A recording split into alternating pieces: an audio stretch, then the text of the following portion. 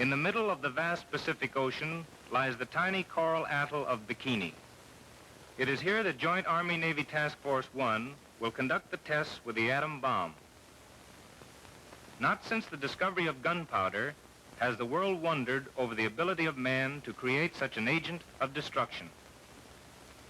Anchored in the sheltered waters of the Bikini Lagoon below is an array of almost every type of naval vessel used in the past war. Here is the venerable old carrier Saratoga, the battleship Pennsylvania, flagship of World War I. USS Nevada was designated the target ship and strategically placed. Being painted white topside would make her easier to spot from the air. This is the heavy cruiser Pensacola, the heavy cruiser Salt Lake City, and the German heavy cruiser Prince Eugen, the Jap battleship Nagato, the light carrier USS Independence can be seen on the left, the submarine Skate, attack transports, freight and cargo ships, LCIs, LCMs. A sample of almost every type of naval vessel comprises this guinea pig fleet. The decision of the target ships was based on the directive of the Joint Chiefs of Staff. It required ship damage. Of 73 ships were assembled. The densest pattern was within a 1,000-yard radius of the bomb aiming point. Ships within the 500-yard radius were secured by fixed moorings both fore and aft to prevent swinging. These were the heavy cruiser Pensacola, the destroyer Hughes, the Japanese battleship Nagato, the light carrier Independence, the submarine Skate, the concrete oiler YO-160, and the Japanese light cruiser Sakawa. Ships outside the 500-yard radius were anchored free to swing. From the 1,000 circle to the outer extremity of the target area at 4,000 yards, ships were disposed in a spoke-like pattern consisting of LSTs, LCTs, LCIs, 2 rows of transports, and 1 row of destroyers. The heavy ships lying outside the 500-yard circle were the Arkansas, New York, Saratoga, Pennsylvania, and the large German cruiser Prince Eugen. All of the target ships were loaded with ammunition and fuel oil, varying from full wartime loading to 10% of normal.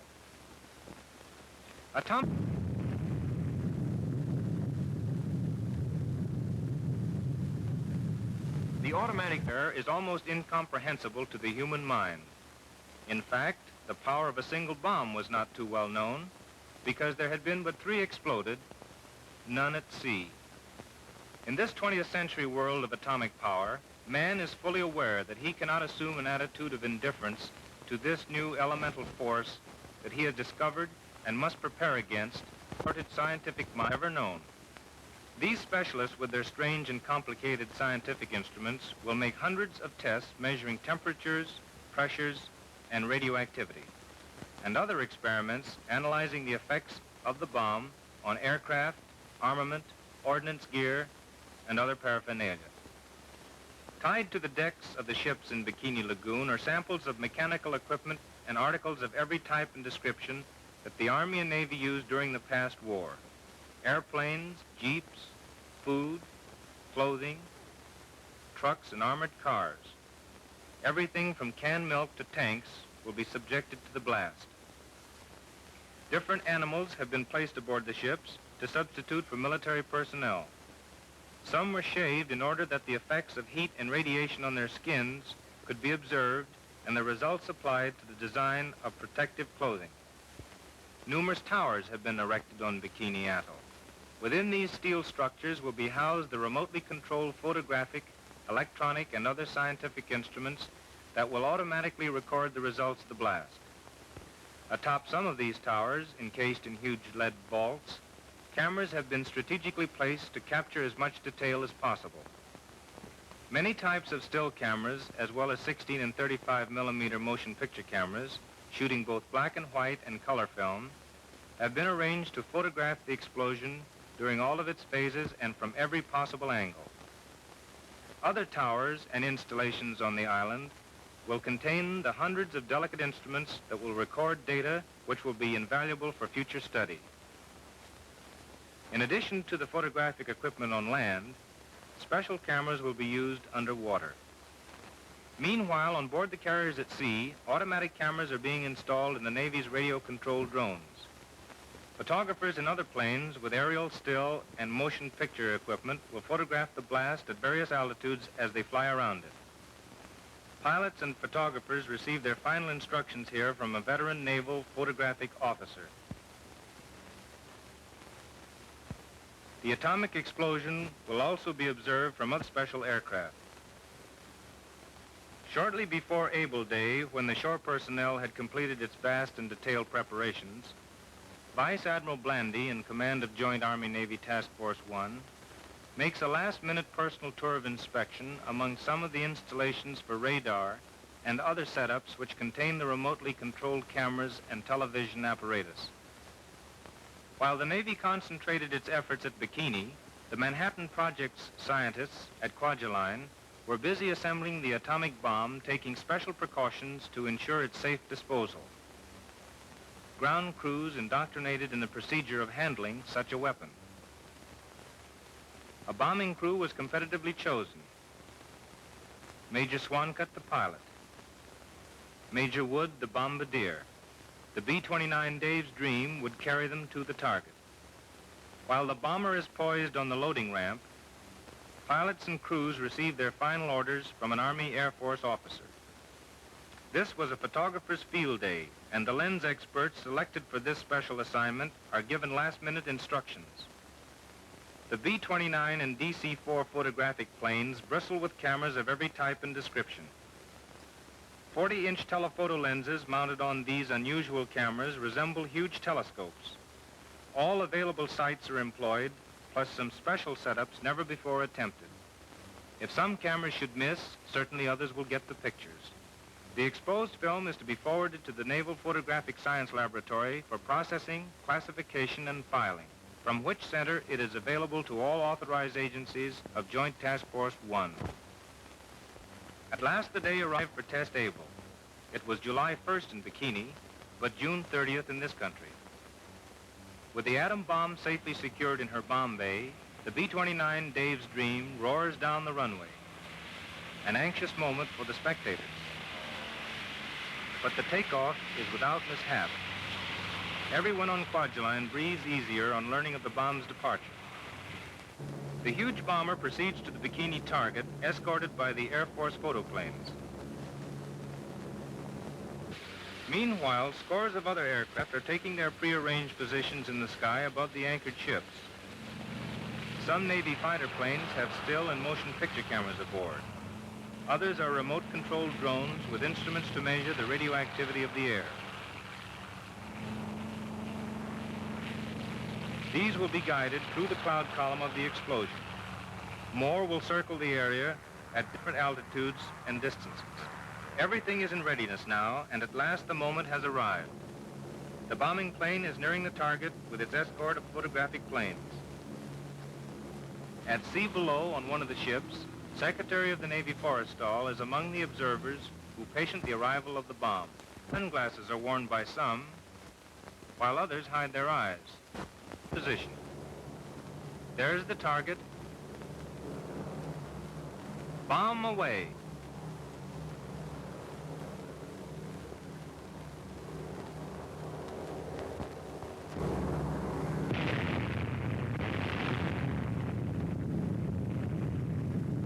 There it goes.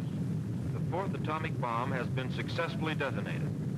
First you see a blinding flash. Then comes the hemispherically shaped cloud that expands rapidly just behind the initial pressure wave. After the smoke clears, the characteristic mushroom cloud begins to form and shoot skyward. The first phase of the bomb burst produces the effect of an exploding derby hat, where the outside edge of the rim outlines the outermost front of the pressure wave at that instant. The cloudy rounded portion of the hat results from what is known as the cloud chamber effect.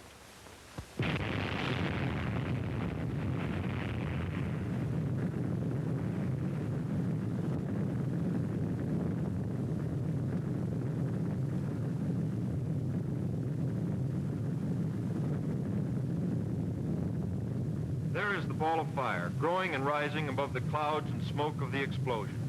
Although obscured during the first few seconds, the ball of fire is still visibly red hot. The maximum temperature reached at the center of this ball shortly after detonation exceeds even the temperature of the sun.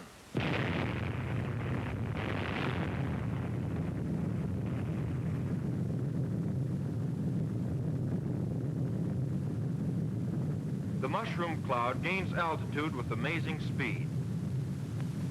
In less than a minute, it has reached a point 1 mile above the Earth. Although a beautiful sight, this swirling, boiling mushroom cloud is certain death to any living thing which approaches too close to its edge. Radioactive fission particles, which resulted from the explosion, are dispersed throughout the cloud, and the deadly radiation from these particles must be avoided until the cloud is thoroughly diffused in the upper atmosphere. In this test, the Army, Navy, and civilian scientists wanted to find out just how lethal the cloud actually was at various altitudes and various distances from the center.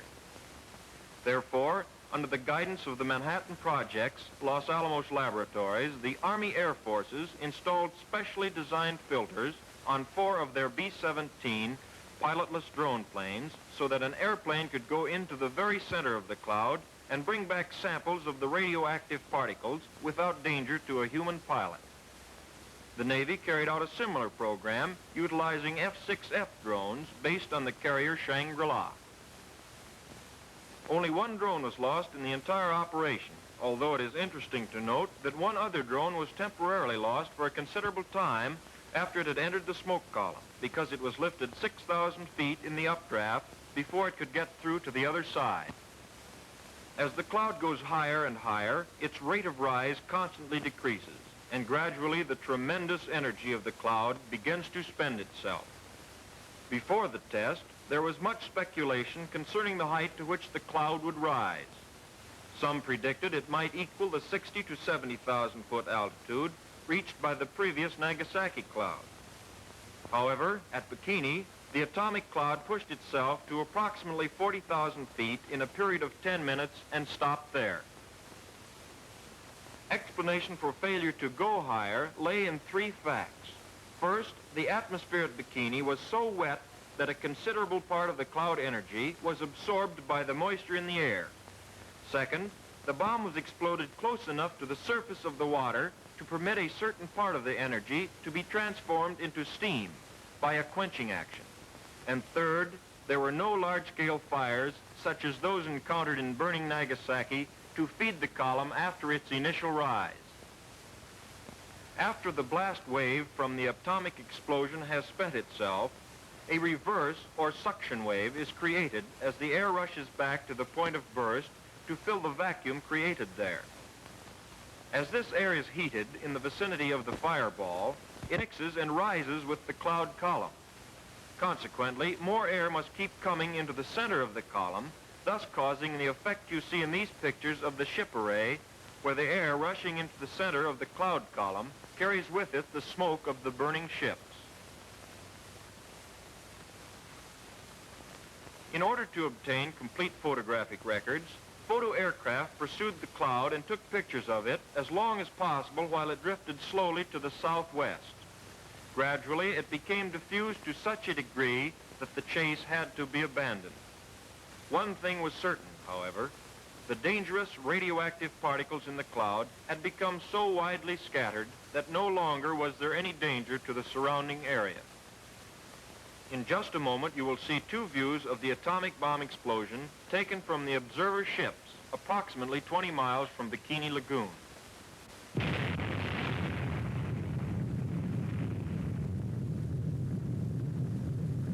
The second view provides another excellent example of the cloud chamber effect, which is produced for a very simple reason.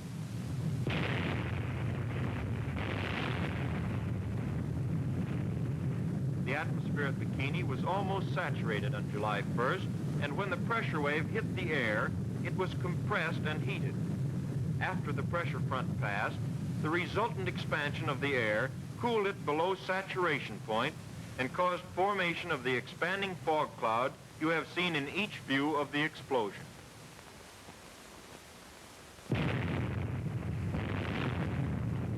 mounted atop a 100-foot tower on Bikini Island, over 3 miles from the point of burst.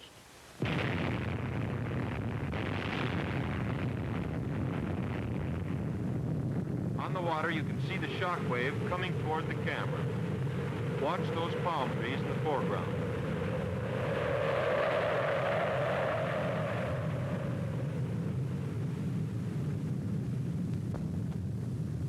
The next 3 views of the burst were taken by other automatic cameras on top of towers located on other nearby islands in the lagoon.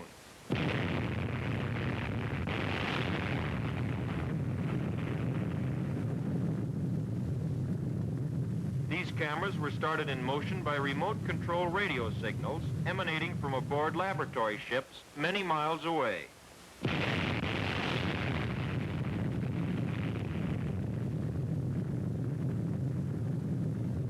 You will notice in 2 of the scenes that a timing watch has been placed within view of the camera in order to afford the scientists a means of studying the speed relationships of the various phases of this explosion.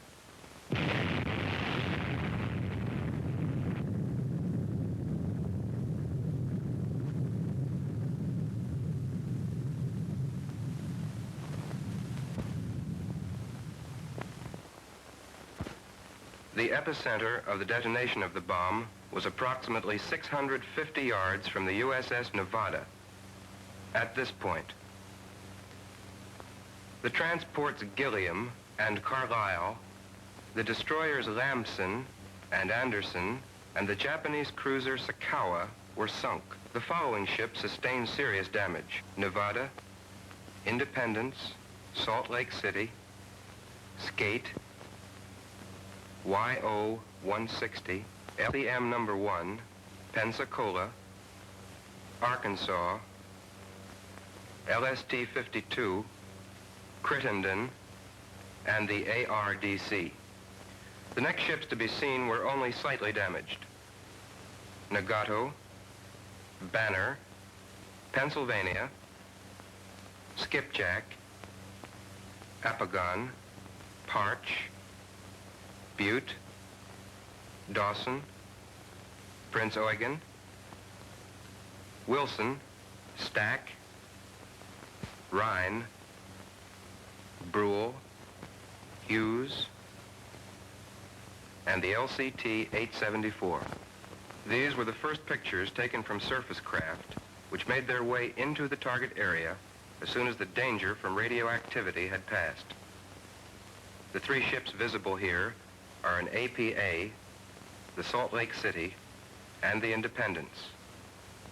The smoke from the light carrier Independence is from burning torpedo warheads in the torpedo stowage on the hangar deck. In the foreground, numerous salvage tugs and radiological reconnaissance vessels are taking water samples from the lagoon for testing. We see the Nevada, Nagato, Saratoga, troop transports, freight and cargo ships, and other vessels in the array as the camera sweeps across the target fleet. This ship, the USS Pennsylvania, was about 1,800 yards from the epicenter of the bomb blast. Wreckage was slight and limited to minor superstructure damage. The fire burning amidships was in supply samples stowed on this deck and was not of a serious nature. In the background, a salvage tug is seen fighting a small fire on the heavy cruiser Salt Lake City. This ship, the USS Saratoga, was about 2,600 yards from the epicenter. The only damage sustained was a small fire topside and a minor operating mechanism of one of the airplane elevators. The Prince Eugen was about 1,700 yards from the epicenter. This ship sustained minor topside damage only.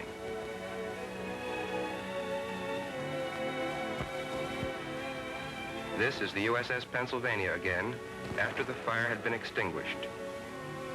This view shows her starboard side, which was away from the blast, and which sustained topside damage aft.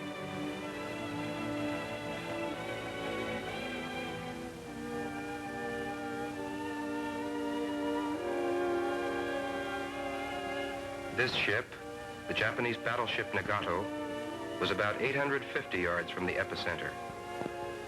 Damage was limited to topside fixtures and superstructure, which were considerably battered and broken. The epicenter sustained only slight damage topside.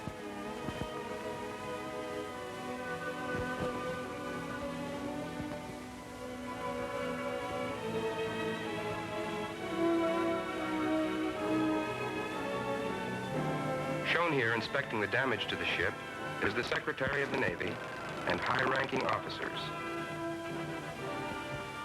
In the foreground is a shattered mirror which had been placed on the deck along with other equipment to be tested. This troop transport received extensive superstructure damage. The smokestacks, radio and radar antenna and supports, together with various other light topside structures, were broken or buckled. These animals survived the blast, but died later from the effect of radioactivity.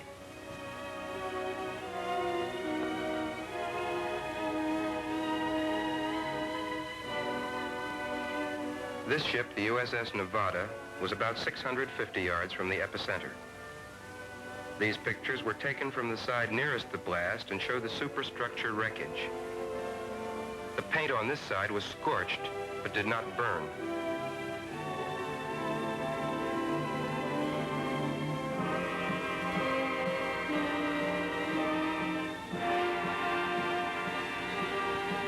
This view shows a portion of the unarmored deck aft, which was pushed down by the explosion. Aircraft and quartermaster supplies placed on this deck were considerably damaged.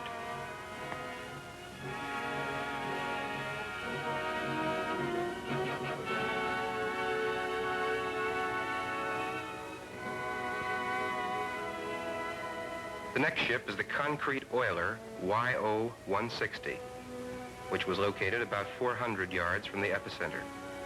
The concrete hull was undamaged, but the superstructure was almost completely demolished. This ship, the USS Arkansas, was about 650 yards from the epicenter and sustained extensive damage to topside fixtures and superstructure.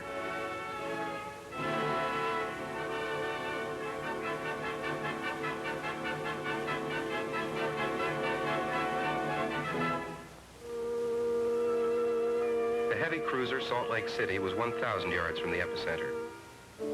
Superstructure wreckage was considerable.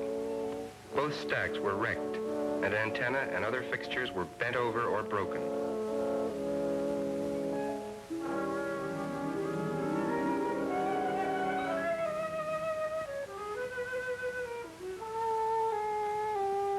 The heavy cruiser Pensacola was located about 450 yards from the epicenter. This ship sustained serious superstructure wreckage. Both stacks were a total wreck, and numerous other topside structures were badly damaged.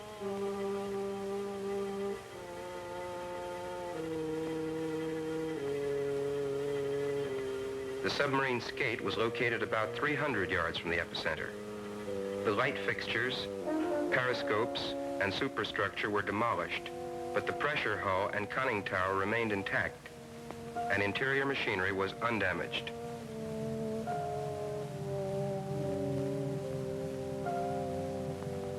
The Japanese light cruiser Sakawa was located about 150 yards from the epicenter of the bomb burst. This cruiser was heavily damaged topside, and the hull ruptured aft, causing her to slowly flood. Although the Sakawa was commissioned only 18 months ago, she is considered by the Japanese to be a victory model and is not of modern construction. The hull, for example, was entirely riveted. Her superstructure, aft of amidships and above the main deck, was completely demolished.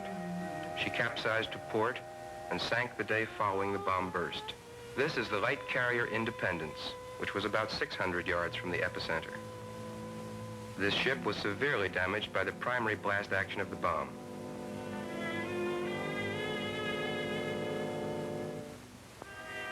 The blast struck the Independence on the port side, blew in the light side plating between the hangar and flight decks, and pushed up the center of the flight deck like a rooftop.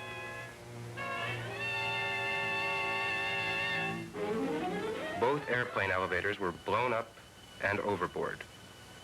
The top of the island was completely blown off. Gun sponsons and guns on the port side were severely damaged. The watertight integrity of the hull remained intact. No fires occurred except among the torpedoes on the hangar deck aft.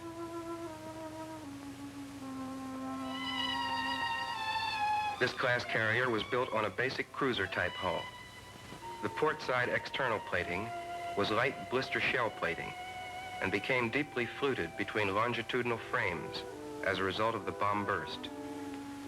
Similarly, the hangar deck plating is a light false deck built over the heavier hangar deck.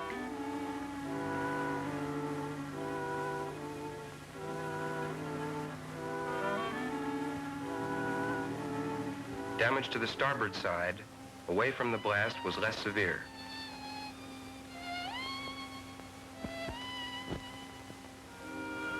Although damage to some of these ships is impressive, it must be remembered that these experiments are not a contest between bombs and ships, but an earnest effort to determine what changes must be made in the future design and construction of ships, dispersion of bases, tactics and strategy in this new age of atomic power.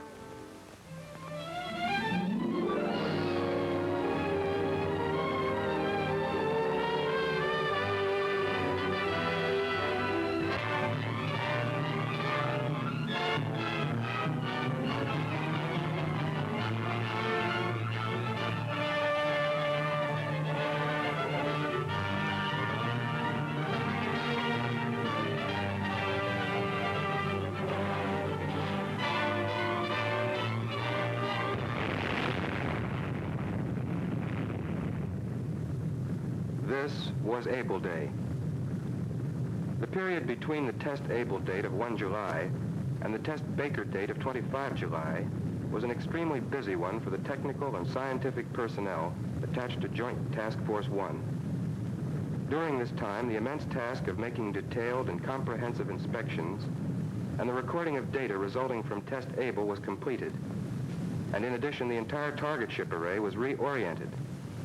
The basic premise which determined the target ship orientation for Test Baker was the Joint Chiefs of Staff directive, requiring that the ships be so disposed as to secure graded damage from maximum to minimum.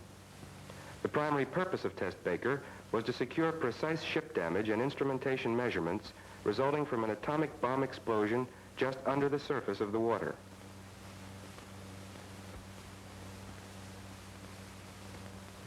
Of the 84 target vessels, 40 ships were placed within 1 mile of the bomb detonation point, and 20 ships were placed within 1/2 mile.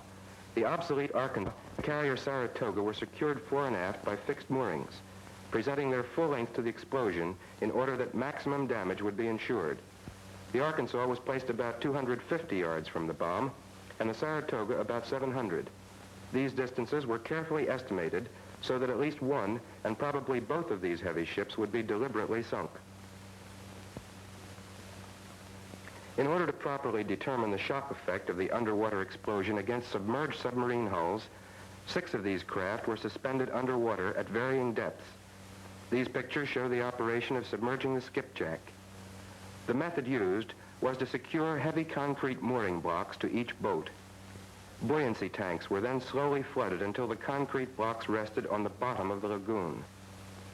Varying lengths of chain were used between the concrete blocks and the 6 submarines in order to hold each boat at its desired depth. 2 additional submarines were left on the surface, one of which was the Skate, damaged in Test Able.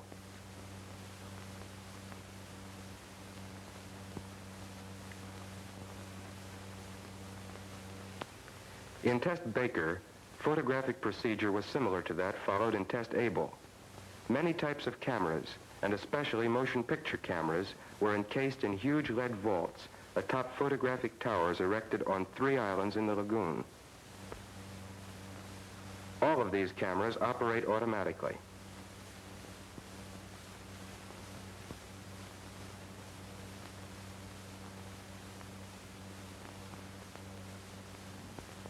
These specially designed enclosures, built of reinforced concrete to withstand the shock of the primary blast action, are lined with thick sheets of lead to protect against radiation from the bomb burst, which would otherwise fog sensitive films. To further protect the film from the effects of radiation, sliding lead panels built over the camera ports and designed to close automatically will seal the vaults, making radioactive penetration impossible. Flown from Rongerik to witness the historical event is King Judah, ruler of Bikini. It was he who unselfishly gave his island to the United States in order that these experiments could be conducted.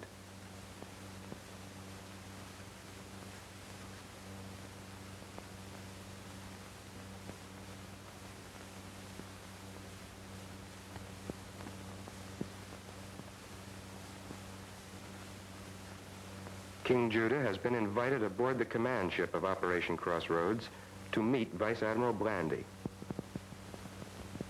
The LSM-60 was designated as the target suspension vessel for the Baker Day test.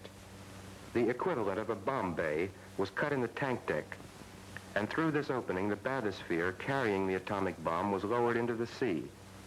The bomb was held at the desired depth until detonation by means of specially designed winches.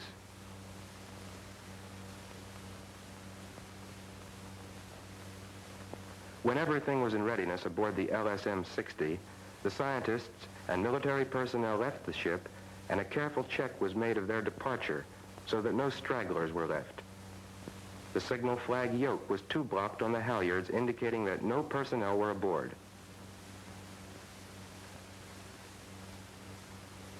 After Dr. Warner fused the bomb, Rear Admiral Parsons, Deputy Commander for Technical Direction, took a last look at the LSM and went over the side into a waiting picket boat.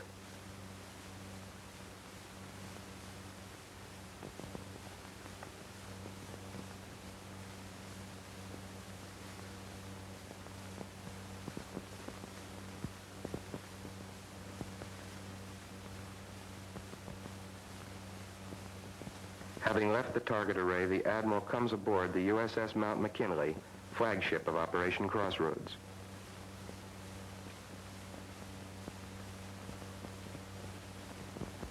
Everything has been placed in readiness, and he submits his report to Vice Admiral Blandy.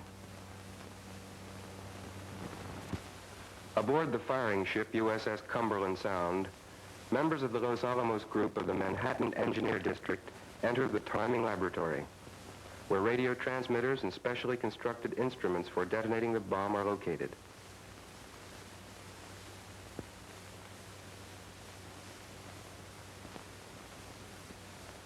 The timing laboratory scientists pass into the master control room.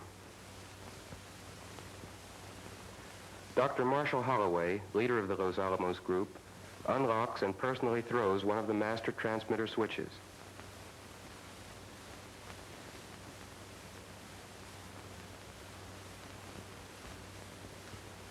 The timing laboratory is a complex interlocking system of radio transmitters, time recorders, and scientific apparatus. As H-hour approaches, generators are started, transmitters warmed up, graph cards on time recorders changed, and everything made ready for the blast.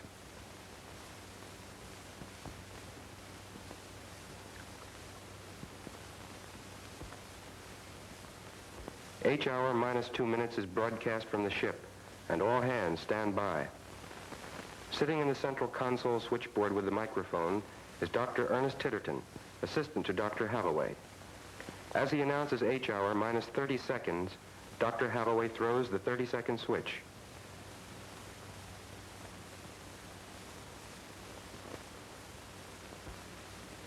Dr. Titterton at the automatic firing panel board prepares to broadcast the last 15 seconds.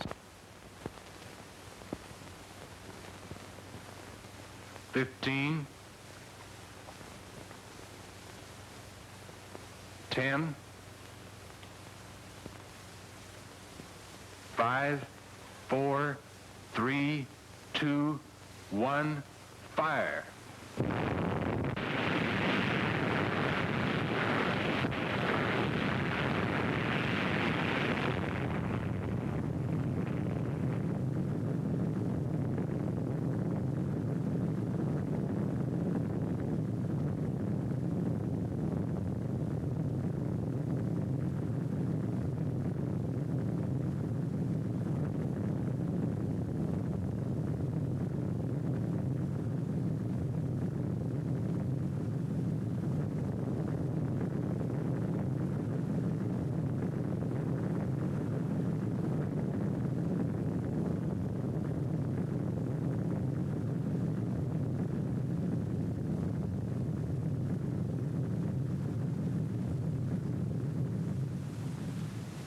Another angle of the blast is photographed from the Mount McKinley, and King Judah displays a marked interest in the proceedings.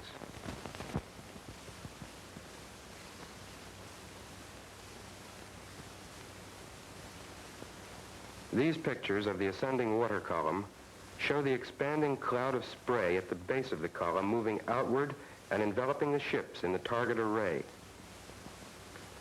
Great quantities of radioactive water from the column descended upon the decks of the nearby vessels, and ship hulls a mile away were drenched by the wall of foaming water.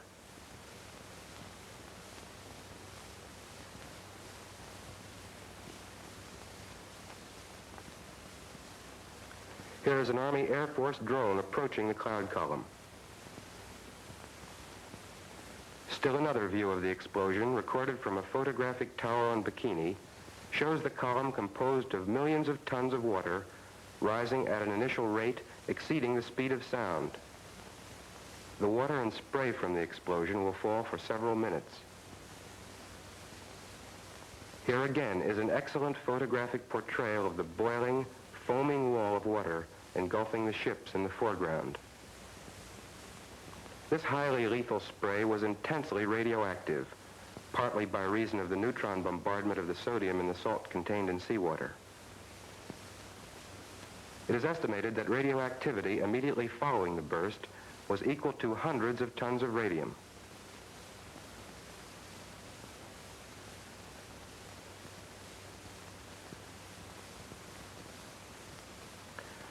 An expanding cloud of spray and fog several hundred feet high may be seen moving out from the center of the detonation.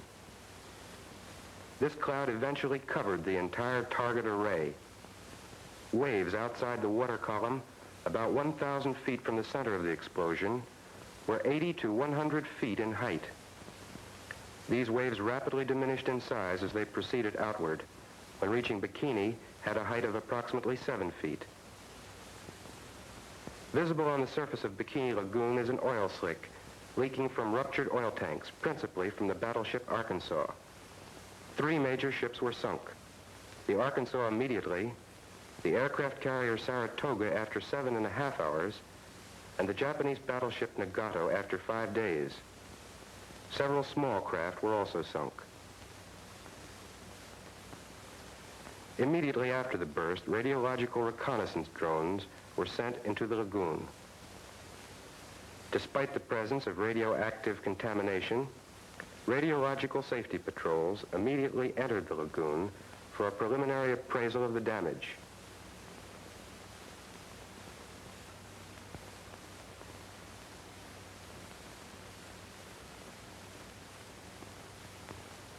Landing parties, armed with Geiger counters which register any unsafe concentration of radioactive particles, go ashore at Bikini to recover the camera film and the data recorded by the scientific instruments.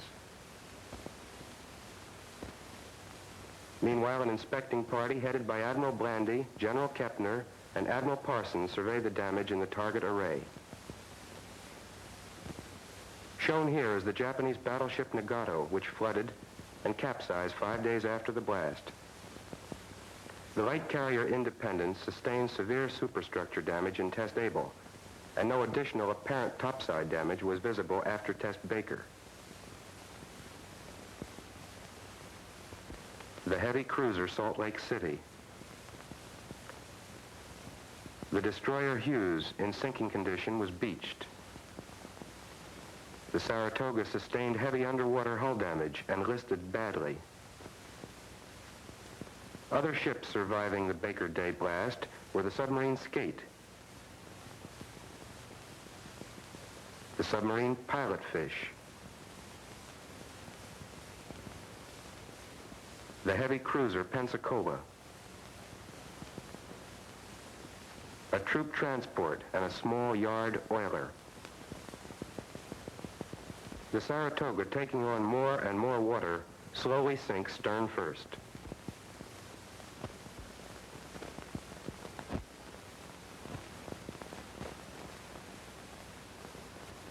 The operation of Joint Army-Navy Task Force 1, in conducting the tests, has set a pattern for close, effective cooperation of the armed services and civilian scientists, in the planning and execution of this highly technical operation. It has also provided valuable training of personnel in joint operations requiring great precision and coordination of efforts. This preliminary photographic report has covered the period of time through Baker plus 1 day.